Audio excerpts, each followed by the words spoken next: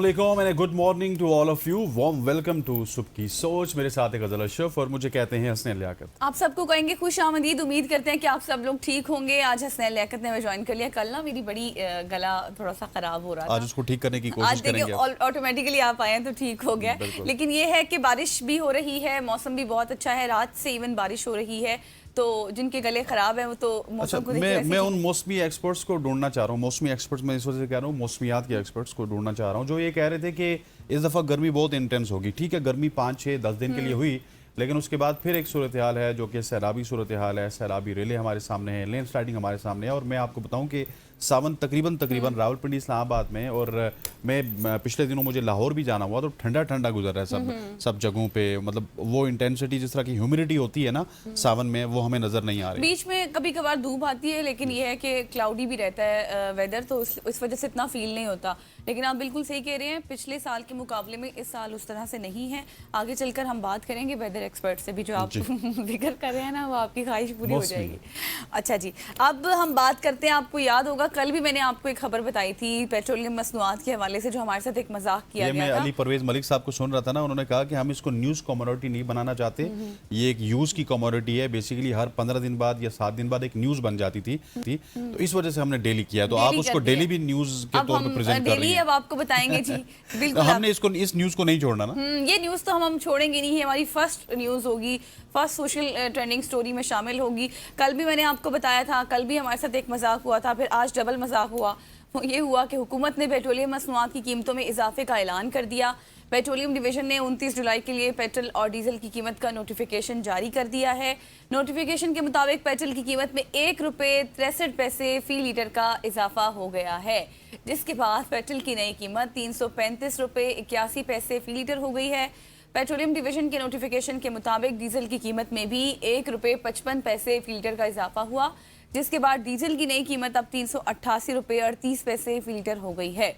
ये भी आपको याद है कि हुकूमत ने गुज़श्ता रोज़, जैसे मैंने पहले जिक्र किया, यानी कि कल डीजल की कीमत में 3 रुपये 37 पैसे फी लीटर इजाफे का ऐलान किया था, जबकि पेट्रोल की फी लीटर कीमत में 1 रुपये की कमी की गई थी। बिल्कुल ऐसी है, 1 रुपये की कमी करके आज उन्होंने 1 रुपये 63 पैसे की के बढ़ा दिया गया, क्योंकि 1 रुपये को बहुत ज़्यादा ग्लोरीफाई किया गया था तमाम तर मीडिया की जानिब से भी। और ये जो हुकूमत की जानिब से खिलवाड़ हो रहा है तमाम कौम के साथ, डेली बेसिस पे जो पेट्रोल की प्राइस हमसे कभी बढ़ाई जाती है, कभी कम की जाती है, लेकिन कम तो हुई नहीं है। अगर पूरे 2 हफ्ते की कारस्तानी आपके सामने रखी जाए तो कम बहुत कम हुई है, ज़्यादा से ज़्यादा बढ़ी है। लेकिन वो जो पेट्रोलियम लेवी है वो अपनी जगह पे इंटैक्ट है, टैक्सेस अपनी जगह पे इंटैक्ट हैं।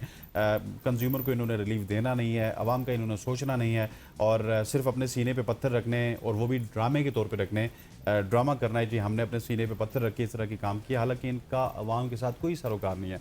इस गवर्नमेंट ने जितना आवाम को मायूस किया है, मेरा ख्याल है कि 78 साल में इतना किसी भी गवर्नमेंट ने आवाम को मायूस नहीं किया। जब भी कोई आफत आई, जब भी कोई सैलाब आया, जब भी कोई ज़लज़ला आया, जब भी कोई जंग छिड़ी, तो हमने देखा है कि हमारी गवर्नमेंट्स ने सब्सिडी के नाम पे आवाम को रिलीफ दिया। लेकिन यहाँ पे तो सब्सिडी छोड़िए, जब जंग आती है तो उसके बाद हम लेवी को बढ़ा के 80 रुपये कर देते हैं, टैक्सेस को बढ़ा के और लेवी को मिला के 130 रुपये कर देते हैं। और वो 130 रुपये, जिस तरह से जमात इस्लामी वाले कहते हैं कि वो भत्ता हम वसूल करते हैं, और वो अपनी नाअहलियों को छुपाने के लिए, FBR की नाअहलियों को छुपाने के लिए ये तमाम तर काम हमारी गवर्नमेंट कर रही है। ख़वातीन व ज़ात, आगे बढ़ते हैं और आगे बढ़ते हुए अब आपको बताते हैं गैर कानूनी मुंतकिल 513 कदीम नवादिरात वापस कर दिए, जो तकरीबन 60 से 80 साल पहले पाकिस्तान से अमेरिका मुंतकिल किए गए थे। सेनेट की कायमा कमेटी बराए वजारत कौमी विरसा और सकाफत का सेनेटर हिदायतुल्लाह की ज़ेर सदारत इजलास हुआ, जिसमें सेक्रेटरी वजारत कौमी और विरसा और सकाफत ने ब्रीफिंग देते हुए बताया कि अमेरिका ने पाकिस्तान से चोरी शुदा और गैर कानूनी तौर पर मुंतकिल किए गए कदीम नवादिरात वापस कर दिए हैं। सेक्रेटरी वजारत कौमी विरसा और सकाफत का ये भी कहना था कि पाकिस्तान ने अक़वाम मुत्तहिदा और इदारा यूनेस्को के 1970 के कन्वेंशन के तहत 2025 में अमेरिका के साथ तारीखी मुआहदा किया था। सेक्रेटरी ने ये भी बताया कि अमरीकी इदारों ने एयरपोर्ट्स और निजी आपके कहें कि कलेक्शन से पाकिस्तान के ये 513 आसार कदीमा बरामद किए, जो तकरीबन 60 से 80 साल पहले पाकिस्तान से अमेरिका मुंतकिल किए गए थे। नवादिरात की वापसी के लिए खुसूसी पैकिंग, महफूज ट्रांसपोर्टेशन, इंश्योरेंस का इंतजाम किया गया है, जबकि अमेरिका से वापस मिलने वाले बेशतर नायाब नवादिरात बाहिफाजत इस्लामाबाद पहुंचा दिए गए हैं। सेक्रेटरी वजारत कौमी विरसा और सकाफत ने मजीद ये भी बताया कि तारीखी नवादरात की कोई माली कीमत मुकर्रर नहीं की जा सकती क्योंकि ये मुल्क का नाकाबिले तलाफी सकाफती और तारीखी असासा है। That is a very interesting story, good story, क्योंकि हमारे नवादरात थे हमें वापस मिल गए, लेकिन अब सवाल ये है कि जिस तरह की हमारी कारकर्दगी होती है, जिस तरह की हमारी ब्यूरोक्रेसी काम करती है, जिस तरह के हमारे इदारे काम करते हैं, क्या ये नवादरात, मेरा सवाल ये है कि अमेरिका में ज़्यादा सेफ थे या फिर पाकिस्तान में ज़्यादा सेफ थे? क्योंकि हम आए दिन इस तरह की स्टोरीज शेयर करते रहते हैं जहाँ पे हमारे नवादरात या फिर कुछ कौमी जानवर हैं, कुछ कौमी विरसा होता है। अभी पिछले दिनों हमने पार्क की बात की थी, वहाँ पे किस तरह से हाथियों के साथ एक खिलवाड़ हो रहा है, वहाँ के जो शेर हैं उनके साथ खिलवाड़ हो रहा है। इसी तरह से ये भी नवादरात कहाँ पे जाएंगे, इनको प्रिजर्व किस तरह से किया जाएगा, कहाँ पे रखा जाएगा, पाकिस्तान इस हवाले से क्या मैकेनिज्म बनाएगा, इसके ऊपर बहुत सारे सवालात आप कर सकते हैं, क्योंकि हमने अक्सर देखा है कि इस तरह के काम हम कम अज़ कम अच्छे तरीके से नहीं कर सकते। हवज़ीन वज़ात, आगे बढ़ते हैं और आगे बढ़ते हुए अब आपको एक इंटरेस्टिंग खबर देते हैं। क्या अगर आप का कोई प्यारा किसी सेविज के गटर में गिर जाए और उसकी गहराई में गिर जाए तो आप उसे बचाने के बजाय उसके साथ रहने को तरजीह देंगे? यकीन करना थोड़ा सा मुश्किल है, मगर चीन में वाकई एक ऐसा हैरत अंगेज़ वाक़या सामने आया। चीन के सूबे शांगडोंग के इलाके डोंगयांग में जब बीवी गटर में गिर गई, बीवी का मामला है, तो उसके तहफ़्फ़ुज़ के लिए फ़िक्रमंद शोहर उसके साथ रहने के लिए ख़ुद भी वहाँ पहुँच गया। बड़ा अक्लमंद शोहर था वो।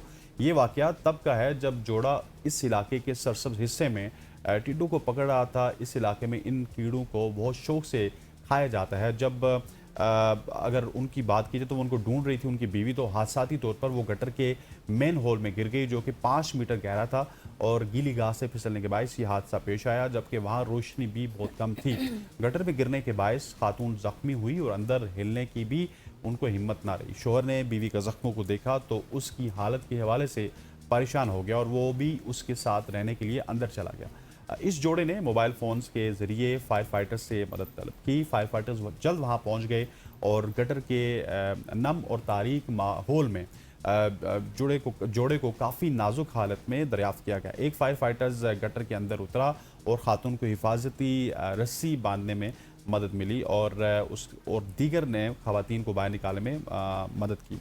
फायर फाइटर्स ने शोहर को हिदायत दी और हिफाजती आलात के ज़रिए वो खुद वहाँ से बाहर निकल आया। फायर फाइटर्स के मुताबिक बीवी के जख्म मौलिक नहीं है और उसे हॉस्पिटल मुंतकिल कर दिया गया है। बिल्कुल जी, ये आपने शुरू में कहा था ना बीवी का मामला है, तो अकलमंद शोहर है ना, उसने पूरे साल बातें सुनी थी कि आप बाहर खड़े हो के मेरी तरफ देखते रहे आंखें फाड़ फाड़ के, उसने कहा कि मैं एक दफा अंदर चला जाऊं। बिल्कुल पूरे साल बात ना सुनो। उसको पता था कि बाद में फिर शामत आएगी, इसीलिए।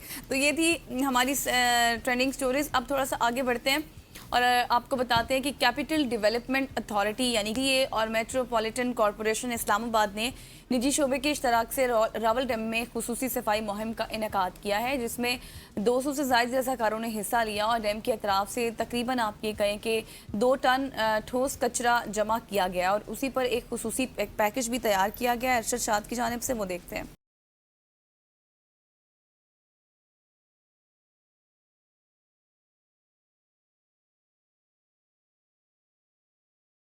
डैम जो रावलपिंडी और इस्लामाबाद के शहरियों को पानी मुहैया करने का सबसे बड़ा ज़रिया समझा जाता है। गुज़िश्ता दिनों हमने देखा, हमने रिपोर्ट भी किया, ख़बरें भी आई कि इसके अतराफ़ में गंदगी फैल चुकी है, मछलियाँ जहरीले पानी की वजह से मर रही हैं। हमने आपको दिखाया ABN की स्क्रीन पर कितना गंदा था, कितनी गंदगी के ढेर थे।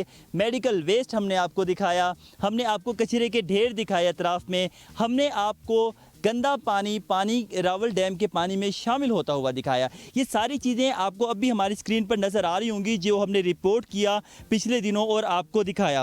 अब हमने दोबारा, चूँकि CDA की जानिब से इश्तराकी तौर पर एक मुहिम की गई थी कि सफाई की जाए, 200 वॉलंटियर्स के साथ यहाँ पर सफाई का अमल किया गया और अब हमने देखा कि चलें चल के देखते हैं। ये एक सफाई कैंपेन हुई थी, उसके बाद अब की क्या सूरत हाल है। लेकिन अफसोस के साथ कहना पड़ रहा है कि वो जिसे कहते हैं ना कि आटे में नमक के बराबर का वो जो मुहिम थी वो थी। अब भी अगर मेरे कैमरामैन कमर शहजाद आपको दिखा सकें, जहाँ पे मैं रुका हुआ हूँ यहाँ पर सारी आपको गंदगी ही नज़र आ रही होगी। ये सिर्फ एक जगह है और ताहद्दे निगाह जहाँ आप चलते जाएं आपको बिल्कुल किनारों के साथ साथ गंदगी नज़र आएगी। अब किनारे को छोड़ दीजिए, आप पानी के ऊपर चलिए। ये पानी के ऊपर आपको देख रहा होगा, नज़र आ रहा होगा, दिख रहा होगा, प्लास्टिक के बैग्स नज़र आ रहे हैं, गंदगी नज़र आ रही है, हत्ता कि मछलियाँ मरी हुई हुई तैर रही हैं इसके ऊपर, ये एक चीज़ है। उसके साथ अब अगर हम वापस आएँ और कैमरा घुमाएं और आपको यहाँ पर दिखाएं, जा बजा यहाँ पर आपको मछलियाँ नीचे गिरी हुई नज़र आ रही होंगी। अगर मेरे कैमरामैन आपको कैमरा थोड़ा सा जूम करके दिखाएं, ये मछली गिरी हुई है और गर्मी की शिद्दत की वजह से इसकी बॉडी डिकम्पोज हो रही है। ये तो सिर्फ एक मिसाल थी जो हमने आपको दिखाई। हर तरफ यहाँ पर बदबू है, हर तरफ जो है वो मछलियाँ फैली हुई हैं। अब पानी से उछल के 5-5 फुट तक मछलियाँ बाहर आकर गिर रही हैं, यानी कि वो इस कदर ज़्यादा तड़प रही थी जहरीले पानी की वजह से। और जब हमने लास्ट टाइम रिपोर्ट किया, हमने यहाँ पे जो इरिगेशन डिपार्टमेंट है उनसे हमने रब्ता किया, उनसे हमने जानने की कोशिश की, क्योंकि ये पानी जहरीला हो चुका है, जहर आलूद हो चुका है, जिसमें मछलियाँ मर रही हैं, आबी हयात मर रही है, पोल्यूशन हो रही है। तो जब इंसान इस पानी को पिएंगे तो क्या सूरत हाल होगी? आप इसकी सफाई के लिए क्या इक़दाम कर रहे हैं? लेकिन हमें इरिगेशन डिपार्टमेंट की जानिब से किसी किस्म का कोई रिस्पॉन्स सामने नहीं आया। ना तो उन्होंने बताया कि हम कोई कैंपेन लॉन्च करने जा रहे हैं, ना उन्होंने बताया कि हम कोई इक़दाम करने जा रहे हैं, किसी किस्म की कोई चीज़ नहीं बताई। कुछ शहरी मेरे साथ मौजूद हैं, क्योंकि ये एक तफरीही जगह हुआ करती थी। मैं लफ्ज़ थी इसलिए कह रहा हूँ क्योंकि अब तो यहाँ पर खड़े रहना भी एक बहुत सब्र आजमा मरहला है। जब मैं आपसे गुफ्तगू कर रहा हूँ, मेरा बात करना मुश्किल हो रहा है क्योंकि बदबू इतनी ज़्यादा है। मेरी नाक के साथ साथ मुझे सांसों में भी महसूस हो रही है इसकी बदबू। तो अब यहाँ पर कुछ शहरी आए हुए हैं, कुछ नौजवान हैं हमारे साथ, उनसे बात करने की कोशिश करते हैं। सर, आप यहाँ पर प्लीज़ तशरीफ़ लाइए। क्या कहिएगा, आप यहाँ पर रावल डैम घूमने आए हैं। घूमने इंसान हमेशा अच्छी जगह पर आता है, यहाँ आकर कैसा तजर्बा रहा आपका? भाईजान, हम तो भावलपुर से आए हुए हैं यहाँ घूमने। गुज़श्ता दिनों में हमने देखा था कि पहले यहाँ पे आलूदगी थी, देखा था कि ये इसकी साफ़ सुथराई का निज़ाम स्टार्ट हो गया है, ठीक है। तो इसलिए हम वहाँ से बहुत तफरी जगह, बहुत प्यारी जगह, अभी भी व्यू बाहर का तो सारा बहुत अच्छा ही है। तो हम भावलपुर से यहाँ इसके विज़िट के लिए आए हैं, ट्रिप के साथ हैं। लेकिन हम जब यहाँ पे आए हैं पिक्चर्स वगैरह लेने, वीडियोज़ वगैरह शूट करने, तो यहाँ पे बहुत ही आलूद किया है, खड़ना भी यहाँ पे मुनासिब नहीं है, बहुत ही स्मेल है। तो मैं यही कहूँगा कि इसकी सफाई की जाए, ठीक है, और इसको पहले की तरह बेहतर बनाया जाए। ये जी बहुत पहले आए थे, तकरीबन कोई काफ़ी अरसे की बात है, तब तो यहाँ पे बिल्कुल साफ़ सुथराई थी। तो फिर हमें पता चला था कि ये आलूदा हो गया है। फिर गुज़श्ता दिनों में हमने देखा ये साफ़ हो गया है, लेकिन फिर भी जब हमने आगे देखा तो फिर ये वैसे के वैसे ही पड़ा हुआ है, बिल्कुल आलूदगी है। यहाँ पे ठहरना भी मुनासिब नहीं है, बहुत स्मेल है यहाँ पे। मछलियाँ देखें आपके सामने नज़र आ रही हैं, बाहर मड़ी पड़ी हैं। तो बस हम अभी आए हैं और अब वापस ही जा रहे हैं, अभी आए हैं यहाँ पे। इस वक्त में तो 10/10 दे गए, इस वक्त में तो 10/0 भी देना बिल्कुल ख़त्म है, क्योंकि देखें ना यहाँ पे ठहर भी नहीं सकते, इतनी आलूदगी, इतनी स्मेल है यहाँ पे, क्या बताएं आपको। बहुत कि पेचीदगी हो रही है यहाँ। यार, सबसे पहले तो आपका बहुत शुक्रिया जो यहाँ पे आए और इस सिचुएशन का जायज़ा लिया। आप ख़ुद देख सकते हैं कैमरे की आंखों की तरह, ये जो है ना वो फिश जो है ना वो छोटे छोटे बच्चे मर चुके हैं, और ये जो बहुत गंदगी है, आलूदगी है, तो इसके साथ बहुत डिस्टर्ब होते हैं और माहौल भी बहुत डिस्टर्ब होते हैं। या जो लोग आती है सैर सपाटे के लिए, वो अभी नहीं आती है। ये देख, ये बिल्कुल खाली जगह पड़ी हुई है, ये बदबू है, और ऐसा है कि ज़्यादातर पेशी जो है ना वो मरी हो चुकी है। ऐसा माहौल हमने तो पहली बार मरतबा आया, हमने नाम सुना होगा कि लेक व्यू, ये जो रावल डैम है, बहुत प्यारा डैम है, लेकिन मैं आया और माहौल देखा, पसंद नहीं आया। सीढ़ियों को चाहिए कि इसका जो है ना सफाई करे। ऐसा गंदगी जो यहाँ पे हुई ना, तो मैं इंशाल्लाह अभी नहीं आऊँगा यहाँ पे। इस वक्त मार्केट में मछली की जो फ़ी किलो कीमत है वो 1500 से 2000 रुपये जो नॉर्मल मछली है उसकी कीमत है। लेकिन मैं आपको यहाँ पर दिखा दूँ, अगर मेरे कैमरामैन कमर शहजाद आपको जूम करके दिखा सके, वो एक मछली है जिसका वज़न कम अज़ कम भी हो, अगर हम कम अज़ कम भी लगाएं तो कम अज़ कम 5 किलो होगा। उसके बाद ये मछली देखें यहाँ पर पड़ी हुई है, ये भी 2 से 3 किलो इसका वज़न होगा। इसी तरह से बाकी मछलियाँ हैं जिनके वज़न 5 किलो, 6 किलो, और यहाँ पर बड़ी मछलियाँ भी हैं जिनका जो वज़न है वो 7-8 किलो भी हो सकता है, जो यहाँ पर दूर दराज इलाकों में मरी हुई नज़र आ रही हैं।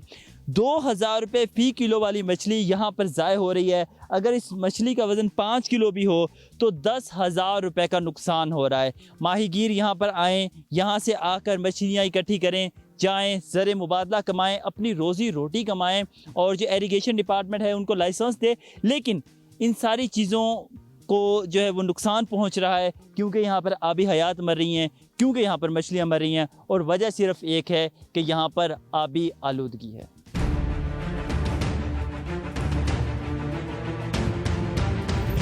जी, तो ये डिटेल पैकेज था जो कि आपने अरशद शाद के ज़ुबानी सुना, और उसमें बहुत सारे ऐसी चीज़ें थी जिनमें अरशद शाद हमें अप्रिशिएट करते हुए नजर आए, लेकिन आखिर में उन्होंने बताया कि बहुत सारे ऐसे काम हैं जो कि अभी भी बाकी हैं। ख़वातीन और हज़रात, यहाँ पे वक्त हो जाता है एक शॉर्ट सी कमर्शियल ब्रेक का। ब्रेक लेते हैं, वापस